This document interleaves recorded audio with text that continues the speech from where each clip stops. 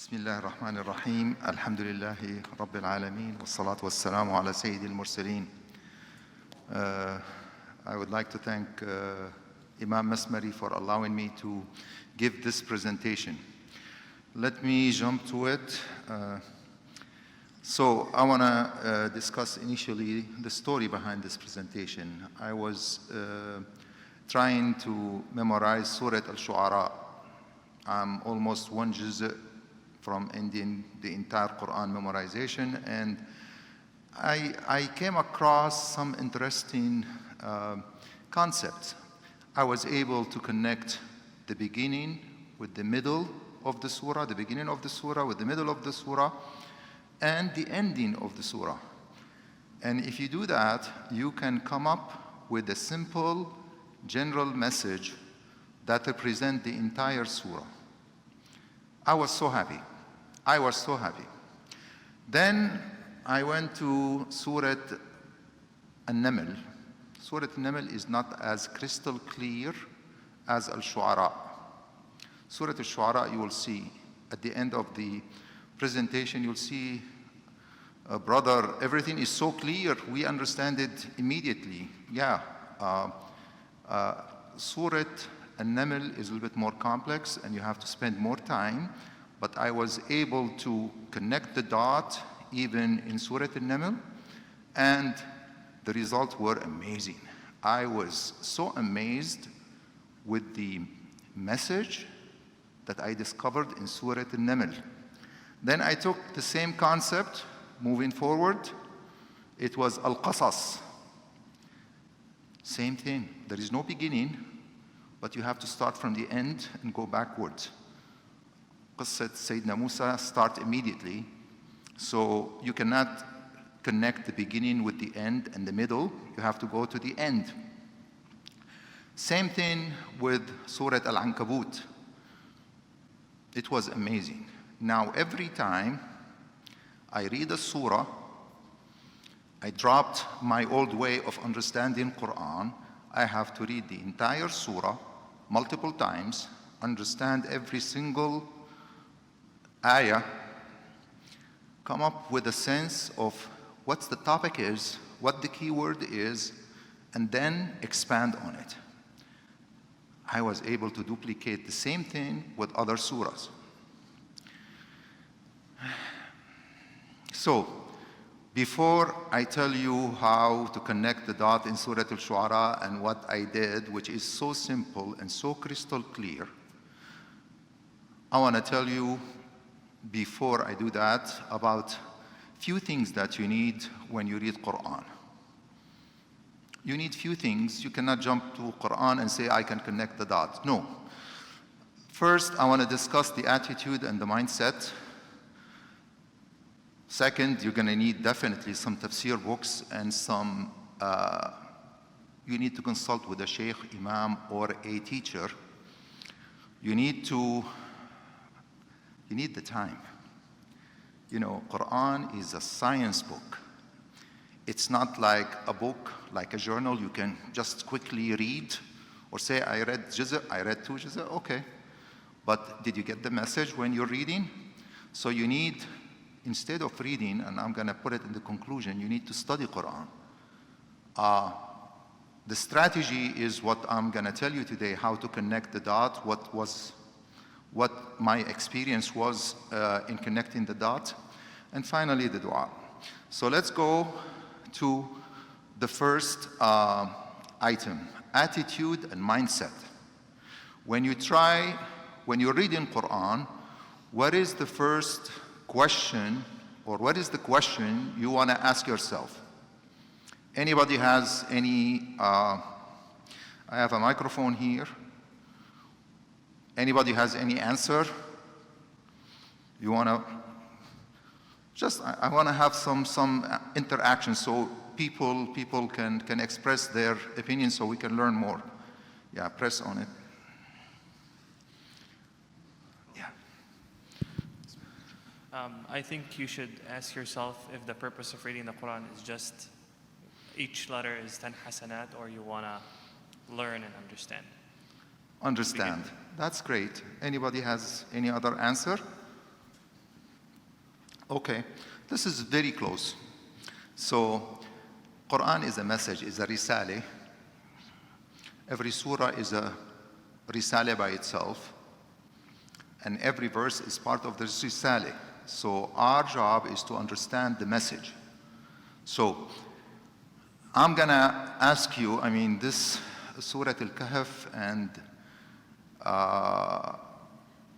the youth resorting to a cave in the mountain, fleeing the injustice of a ruler. We read it every Friday.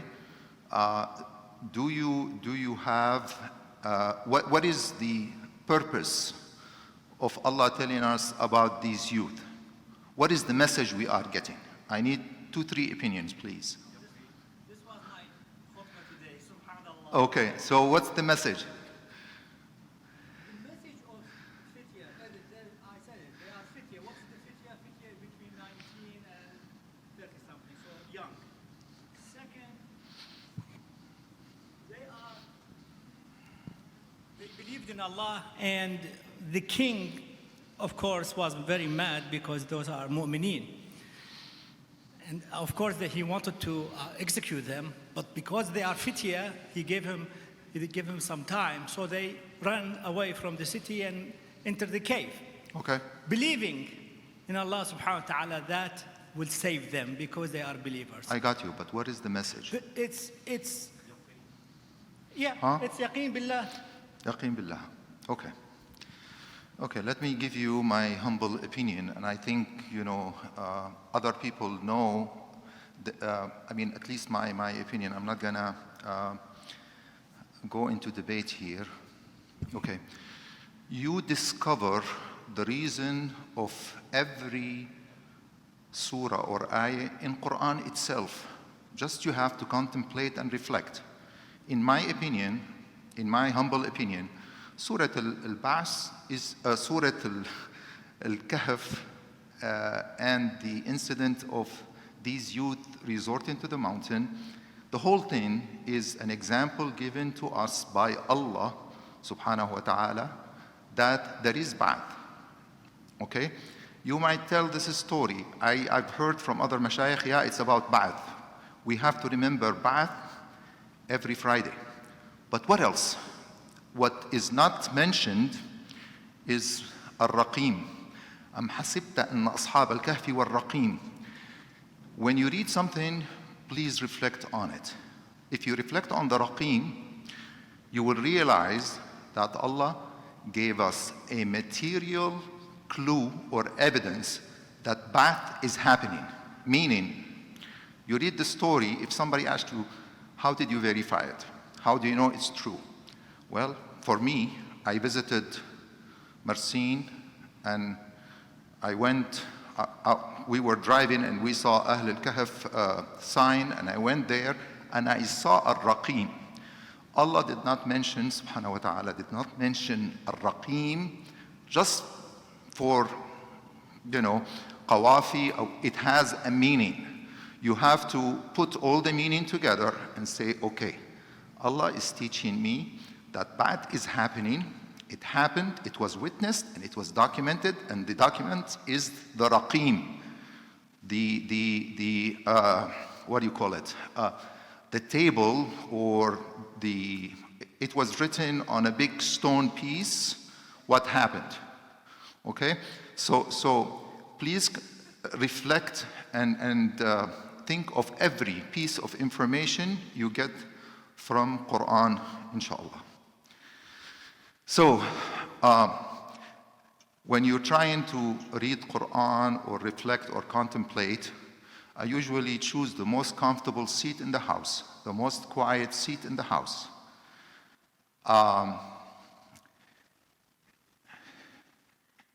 The other thing, when you start reading in the attitude, you have to have very strong belief that these are the words of Allah.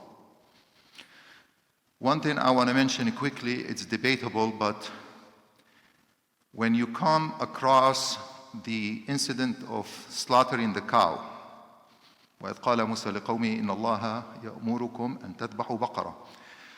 And you read the description of the baqarah, you say, okay, Allah is telling us about a cow that Musa asked his people to slaughter. What is the message? Why is he telling us, and he knows, Allah subhanahu wa ta'ala, that these verses will be read by millions and billions of people? What is the value? If you brush it and say, okay, it's a historical event, my humble opinion, you're wrong. Allah does not provide you any peace in Qur'an in vain. It has a meaning. So you have to think deep and reflect deep, and you will get, inshallah, to the meaning. To the meaning. So what I came up with, and I discussed it with some shuyukh, the color of the cow probably reflect gold. Gold is because richness. It is asking us not to worship wealth, gold, youth, the other description, and as-siyada, the last one. So you can get some meaning. Don't brush things off. Allah is not giving you not a single letter. I strongly believe there is not a single letter in Qur'an in vain. It has a meaning, but it's waiting for you to understand the meaning or to explore. Okay, so you get yourself a comfortable seat. This is where what I usually do. I sit, I have quick tafsir book, more deeper tafsir book. I have mawrid in case I don't understand some Arabic words. I have the Quran and I have Qasas al-Quran. I open the books on the right to show you that everything we're doing these days, at least most of Kutub al-Tafsir, is black and white. Black and white. So I feel bad, and I feel that we have not been good to our religion using the 21st century, teaching or educational material. You look at the math book, you look at the science book that our kids are studying, using, you'll see colors, tables, pictures, diagrams, timelines. All this is missing. Why? This is something that we need to address. Okay, time. The picture speaks for itself. Either you spend time with good book that will benefit you, or you waste your time on computers, games, social media, etc. You have to know the balance. And finally, something that helped me tremendously, I believe. I used to stand in the night and ask Allah to make me understand Quran. And I don't know if I'm happy with what I have. If you're really honest about understanding Quran, you should ask Allah to let you understand Quran. Okay, let's jump to it. Surah al-Shu'ara is the topic. I will explain it to you in 5 minutes. I hope some of you read Surah al-Shu'ara. If I have to come back next time, for another surah, I need everybody to read. But for now, أعوذ بالله من الشيطان الرجيم بسم الله الرحمن الرحيم طاسم ميم تلك آيات الكتاب المبين لعلك باخع نفسك ألا يكونوا مؤمنين إن نشأ ننزل عليهم من السماء آية فظلت أعناقهم لها خاضعين وما يأتيهم من ذكر من الرحمن محدث إلا كانوا عنه معرضين فقد كذبوا فسيأتيهم أنباء ما كانوا به يستهزئون أولم يروا إلى الأرض كم أنبتنا فيها من كل زوج كريم إن في ذلك لآية وما كان أكثرهم مؤمنين وإن ربك لهو العزيز الرحيم. Let me ask quick questions. When I read Surah al-Shu'ara, you ask yourself, okay, so what is the main message of this ayah? And what is the answer to لَعَلَّكَ بَاخِعٌ نَفْسَكَ أَلَّا يَكُونُوا مُؤْمِنِينَ? What is the meaning of Al-Aziz Al-Rahim? What are Ayat Al-Kitab Al-Mubin? We're not going to discuss Tasim Mim. It's a different story for different. So this is what everybody does, okay? I mean, if you read any book, this is your strategy. So I call that basic strategy. So you understand the words and terms, then you understand the phrases or verses, then you understand the great names of Allah. And I can tell you today, from my, again, humble, modest experience, that our understanding of the meaning of the great names of Allah is deficient. We are missing a lot of good meaning in Qur'an because we are adhering to the standard explanation of the great names of Allah. You have to understand the opening letter. It's a different story. Knowing all the prophet stories and revelation reasons, you can read certain ayat and you will spend time, but without knowing asbab al-nuzul and the story behind it and a little bit more detail, you cannot understand Quran. And then you hope that you will connect the verses in one surah to understand the general message. And then you connect the verses from different surah to understand better certain surah, and then you connect all the surah together. You need to be, Imam Masmari or Sheikh Ahmad to connect everything. Okay, so I already told you about Asma Allah al-Husna. I'm not going to go to explaining, but I can tell you, when you read ayah that ends with Asma Allah al-Husna, if Asma Allah al-Husna is not clarifying, strengthening, or completing the meaning of certain ayah, your understanding of Asma Allah al-Husna is incomplete or suboptimal. Okay, Quran is like a sea. It looks the same. What you need to do is to dive in. Don't look at the surface. You have to study it. You have to dive in. So this is the heart or the main presentation. So I'm going to explain to you how I'm going to apply these basic rules for me to understand the meaning of Surah Al-Shu'ara and general message. And at the end of this presentation, inshallah, every one of you will understand the general message of Surah Al-Shu'ara and you will never forget it. The beauty about this is once you understand it, it's not like we are memorizing Quran, we're going to forget this ayah or that ayah. Once you understand the meaning and the message, you will never forget it. So, it's very simple. It's not complex. It looks a lot, but it's not complex. You should understand the opening verses. Give special attention to speech addressed to our Prophet or any mentioning of Asma Allah al-Husna, of great names of Allah. You do the same at the end. You go to the end of the surah, and before I continue, I applied this to the medium-sized surah, like 10 pages, 14 pages, 8 pages, and I was successful in getting a message. Understand the closing verses, the conclusion, give special attention to verses addressed to our Prophet.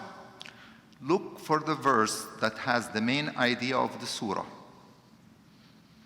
Don't think surah is just certain ayat put together and that's it. No, it has a message and they are connected.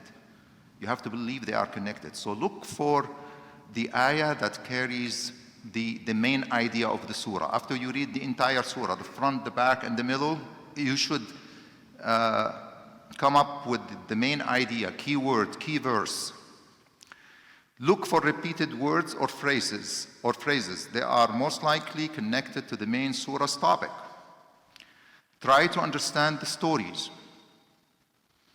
Try to understand the stories of the surah or the discussion in the middle of the surah and how they are connected to the main idea. So you study the beginning, you study the closing verses, and you go to the middle. If there is a story, I want to understand the story and how it's serving the general purpose of the surah. Okay? Try to connect the dots between the opening, the closing verses, including the discussion or the prophet's stories in the middle. You should come up with a brief summary that represents the surah general message. Okay. Now the prophet's stories. You know, two things I want to, inshallah, discuss with you other than connecting the dots. The prophet's stories. One main conclusion of my humble experience with these 4 surahs is that the prophet's stories have different purpose, different reason in every surah. Allah does not have to repeat the same story for us to fill the Qur'an with the same story over and over. No, he does not have to. If you contemplate and reflect, you will find that the reason, the purpose of the prophet's stories in Surah Al-Shu'ara is different from Surah Al-Naml, is different from Surah Al-Qasas, and then different from Surah Al-Ankabut. And you can take it to other surahs. This is at least my experience, my observation, and I'm going to try to prove it to you by showing you just today. We're discussing Al-Shu'ara. What's the purpose of the stories? Okay, so we will show it. Now, we know all that the prophets mentioned in Qur'an are only 25. Only 25. And we know, مِنْهُمْ مَنْ قَصَصْنَا عَلَيْكَ وَمِنْهُمْ مَنْ لَمْ نَقْصَصْ عَلَيْكَ. So Allah could have easily given us other stories, but out of mercy, He limited the number of prophets cited in Qur'an. Why? Because it's going to be very hard on us, I believe. Just imagine, to understand more, imagine a story, Zayd يتعلم القرآن. Zayd is learning Qur'an. In one story, we're focusing on Zayd. In the second story, we're focusing on ilm, ta'lim, learning. In the third story, we are focusing on Qur'an. What is he learning in Qur'an? It's the same story with minor variation, but if you pay attention, you will find the right reason or the purpose of the story being cited in the specific surah. It's a mercy of Allah subhanahu wa ta'ala. This is the strategy. Really simple. Look at the opening, find out the Asma Allah al-Husna, or where the prophet was addressed. Look at the end. Look at the middle. Try to look for the same thing in the middle. The same word, same phrase, same concept, and connect the dot. You will come with a conclusion or summary of the message.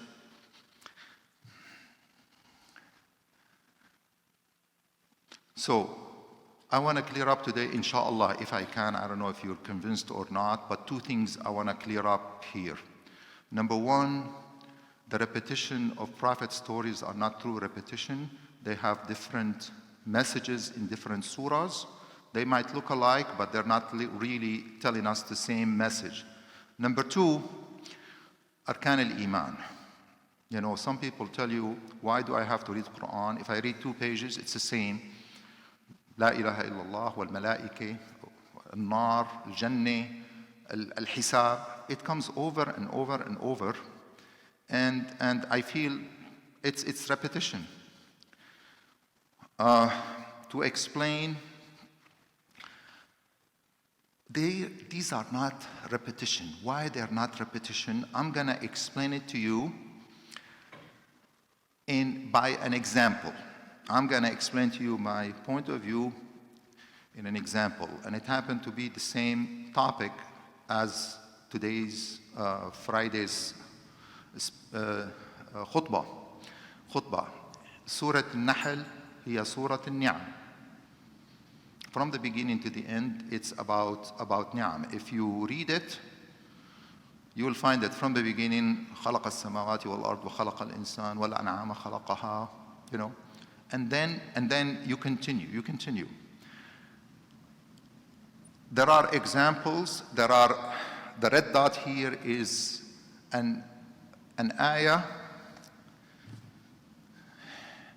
These dots, these ayats with the word ni'mah.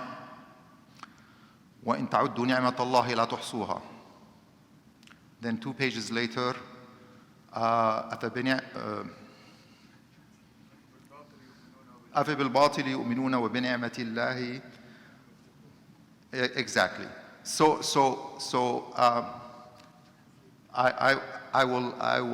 I will translate. So ni'mah is mercy or blessing. Okay. If you this is overview, not complete overview of Surah Al-Nahl. But all what I wanna point out, I mean, you're gonna read a lot of examples about ni'am of Allah, Allah's mercies, from the creation to water to everything you eat, to the sea, to the sun, moon, everything you'll find here. But why these core value of our deen, arkan al-iman, keep on coming in every single surah?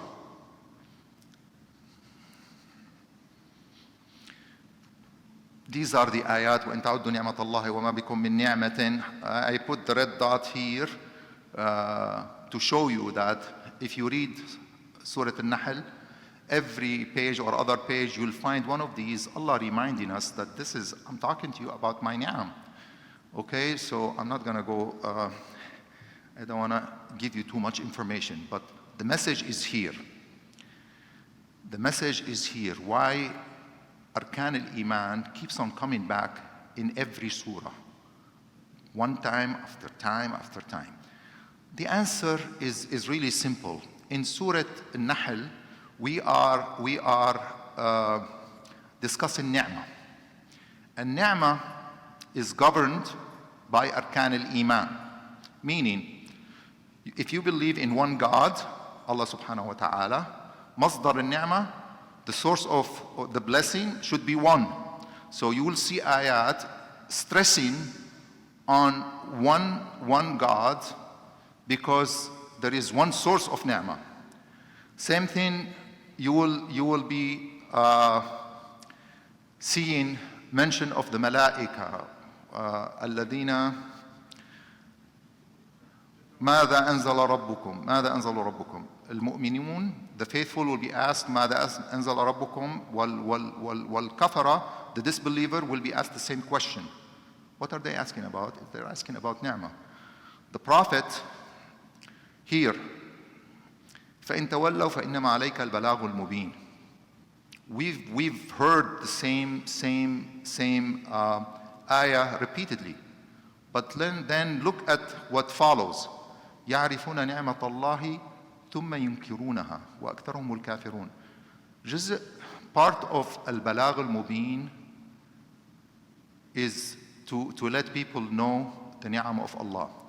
What I'm telling you here briefly, I don't want to go far, but if you reflect and contemplate, I mean, you immediately find the key verses in one surah. You will find the example of supporting that key verses, and then you will find Arkan al-Iman and being explained according to the topic of the surah, the message of the surah. In Surah Al-Nahl, it's ni'mah. Okay. Qur'an is made of ayat. Surah is made of ayat. Every ayah has its own meaning. Every ayah has its precious meaning, like diamonds. But our goal is to come up with this.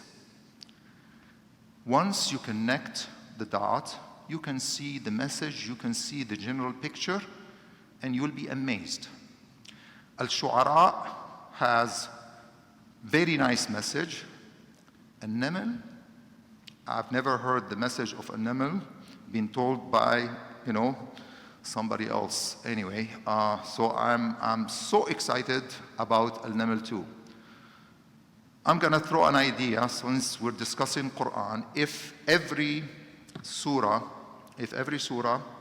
has general message, and we know Surah al-Quran, tartiba, the order is wahi.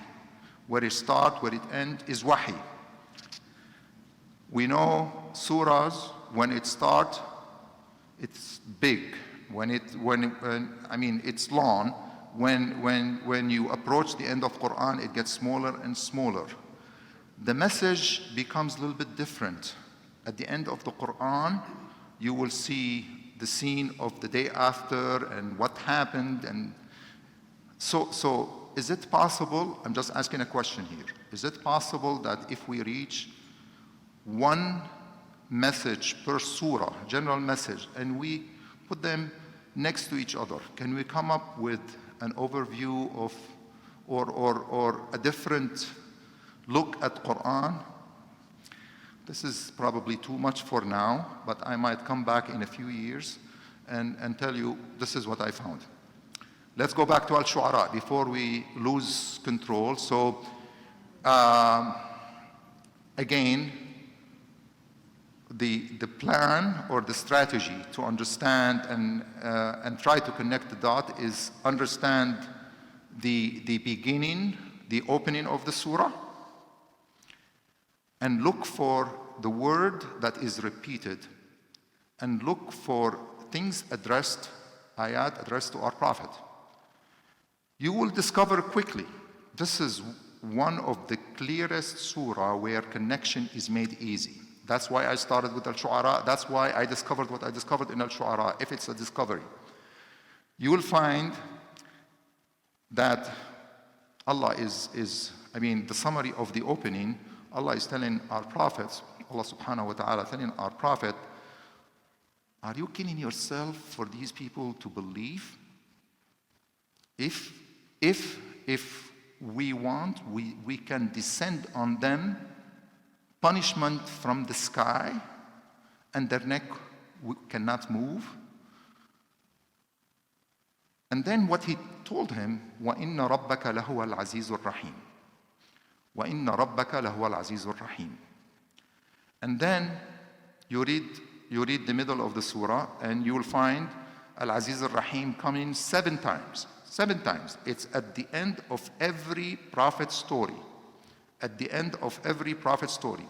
وَمَا كَانَ أَكْثَرُهُمْ مُؤْمِنِينَ وَإِنَّ رَبَّكَ لَهُوَ الْعَزِيزُ الرَّحِيمُ. In the middle, when you read the prophet's stories, this is the message. I'm not going to tell you the prophet stories, you can read it, but the message is at the end of every story. These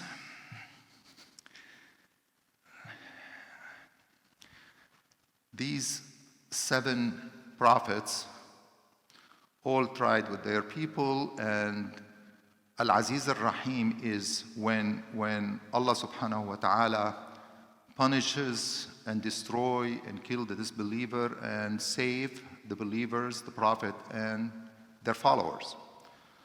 So, to make it simple, the opening, لَعَلَّكَ بَاخِعٌ نَفْسَكَ أَلَّا يَكُونُوا مُؤْمِنِينَ وَإِنَّ رَبَّكَ لَهُوَ الْعَزِيزُ الرَّحِيمُ. Then he goes to explain the meaning of Al-Aziz al-Rahim in 7 prophet stories. At the end, what does he tell him? فَإِنْ عَصَوْكَ فَقُلْ إِنِّي بَرِيءٌ مِمَّا تَعْمَلُونَ. If they disobey you, say, I'm innocent of your work. This is your work. I delivered the message. وَتَوَكَّلْ عَلَى الْعَزِيزِ الرَّحِيمِ. Tawakkal ala al-Aziz al-Rahim. I don't know, how to explain Aziz Rahim, merciful Rahim, Al-Aziz al-Qawi al-Qahir. The Al-Aziz, the noble, the powerful. الذي يراك حين تقوم وتقلبك في الساجدين إنه هو السميع العليم. When you read the entire surah, okay, we have a problem at the beginning. People are not believing. Allah is telling our prophet, وَإِنَّ رَبَّكَ لَهُوَ الْعَزِيزُ الرَّحِيمُ. And then he, over 4 or 5 pages, explaining just the meaning of Al-Aziz Ar-Rahim. Actually, after you read the surah, you should never forget the meaning of Al-Aziz Ar-Rahim. After all these stories, story after story after story. And then he tell our Prophet, فَإِنْ عَصَوْكَ فَقُلْ إِنِّي بَرِيءٌ مِّمَّا تَعْمَلُونَ وَتَوَكَّلْ عَلَى الْعَزِيزِ الرَّحِيمِ. What he's telling him, الَّذِي يَرَاكَ حِينَ تَقُومُ وَتَقَلُّبَكَ فِي السَّاجِدِينَ. You just tawakkal on me. I mean, tawakkal, what's the meaning, what's the translation of tawakkal? Depend and trust me. Allah is telling our Prophet, depend on me and trust me. I can see you during qiyam and when you pray and do sujood. I can hear you and I know you. I know what you're doing. So he's asking him, if you reach certain point where you give up asuk, فتوكل على العزيز الرحيم. Okay? Now, the rest we know, and we're gonna mention Hadith Sharif to support what we're saying here. So the summary, 8 pages, you can summarize it in 4 paragraphs. Allah subhanahu wa ta'ala sets the expectation for our Prophet that most people who received the previous Prophet's messages from Allah subhanahu wa ta'ala did not believe in it. ما كان أكثرهم مؤمنين. Allah subhanahu wa ta'ala explained the meaning of Al-Aziz Ar-Rahim and how he applied his name to punish the disbeliever and save the believers. Allah advised his Prophet that if his people disobey him, he should declare himself not responsible for their actions and should seek help from Allah. فَإِنْ عَصَوْكَ فَقُلْ إِنِّي بَرِيءٌ مِّمَّا تَعْمَلُونَ وَتَوَكَّلْ عَلَى الْعَزِيزِ الرَّحِيمِ. The surah teaches us the meaning of Al-Aziz Ar-Rahim. The Prophet stories, we can jump from surah to surah and see what the message is, but here the message is Al-Aziz Ar-Rahim, which is different from other stories. And although, I memorized this surah, probably a year ago or 9 months ago, if you ask me, can you recite it now, I would tell you no. But the message, I will never forget. The message, I will not forget. And one amazing thing in our deen is when you see Qur'an and Hadith Sharif meet together and support each other. Immediately when I read this surah and came to the conclusion, it came to me the Hadith when Sayyidina the Prophet Muhammad sallallahu alayhi wa sallam, Yawm al-Aqaba, I think he was leaving Ta'if and he was hurt, he was turned down, and فَلَمْ أَسْتَفِقْ إِلَّا بِقَرْنِ الثَّعَالِبِ.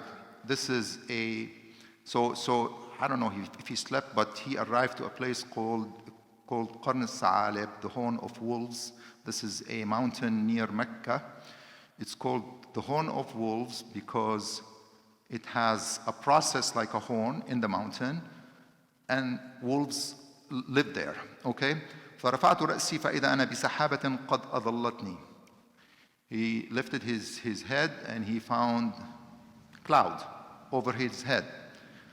فَنَظَرْتُ فَإِذَا فِيهَا جِبْرِيلٌ. He looked and he saw Jibreel. فناداني فقال إن الله عز وجل قد سمع قول قومك لك وما ردوا عليك. Jibreel told him, Allah heard what your people told you and heard their response. وقد بعث إليك ملك الجبال لتأمره بما شئت فيهم. And he sent to you the angel of mountains so you can order him whatever you want in them. قال فناداني ملك الجبال وسلم عليه. Then ملك الجبال, the angel of the mountain, called him, سلم عليه, يا محمد إن الله قد سمع قول قومك, repeated the same thing. وأنا ملك الجبال, I am the angel of mountains. And Allah sent me so you can order me whatever you want. إن شئت أن أطبق عليهم الأخشبين. If you order me, I can أطبق الأخشبين. الأخشبين جبلين. You know, you read stories, they tell you this is a mountain or that mountain, but I can collapse 2 mountains on them. I can destroy them. فقال له رسول الله صلى الله عليه وسلم, our prophet response was, بل أرجو أن يخرج الله من أصلابهم من يعبد الله وحده لا يشرك به شيئا. I wish, tell him indirectly, I'm not going to do it, but I'm hoping that Allah will bring somebody from their ancestry who worship Allah, one God, one لا يشرك به شيئا. It's amazing when you discover how Al-Hadith and Al-Quran, they support each other. Now, so this is another thing I wanted to think about, and only the last 6 months I came to think about it, and it's really interesting concept. What's the concept? We all know Prophet Muhammad is the messenger who brought us the book of Allah. Okay? This is given. But what is not being taught, not really, discussed, is how the Prophet himself is guiding us inside Qur'an. Look what I did in this Surah Al-Shu'ara and probably in other surah. I searched for the Prophet. Where is he in the front? Where is he in the back? Okay, this is the topic. I'm gonna follow his lead, and he's gonna tell me the message. You will find this repeatedly in Quran. Whenever you lose your way, look for where the speech is addressed to our Prophet. You will find the thread that will lead you to the message. Here, all what we have to do is listen to the opening verses addressed to our Prophet and the closing verses. There are more ayat at the end of Surah Al-Shu'ara. وَإِنَّهُ لَتَنزِيلُ رَبِّ الْعَالَمِينَ نَزَلَ بِهِ الرُّوحُ الْأَمِينَ. Allah is telling Prophet Muhammad, if you tell me, is there anything else in Surah Al-Shu'ara? I'll tell you, okay, 2 pages. Before the message, فَإِنْ عَصَوْكَ, and after. One is telling us about Jibreel and how the message, الرُّوحُ الْأَمِينَ, the message was delivered with complete amani. Amani. Okay, and then after the tawsiyah, after فَإِنْ عَصَوْكَ, you will find mention of عَلَى مَنْ تَتَنَزَّلَ الشَّيَاطِينَ عَلَى الشُّعَرَاءِ. You can read it. It has some information, but the message is done. I know the message. Okay, I'm going to give you a bonus, okay? Small bonus. You can say, okay, this is nice theory. Can you apply it to Surah Al-Baqarah, brother? Inshallah. Look at, I'm going to give you the beginning of Quran, Al-Fatiha, مقدمة سورة البقرة وخاتمة سورة البقرة. I'm going to tell you, quickly, it's inshallah, it will be an eye-opening experience for everybody. Even for Al-Baqarah, you can connect the beginning with the ending, and you can have a small message.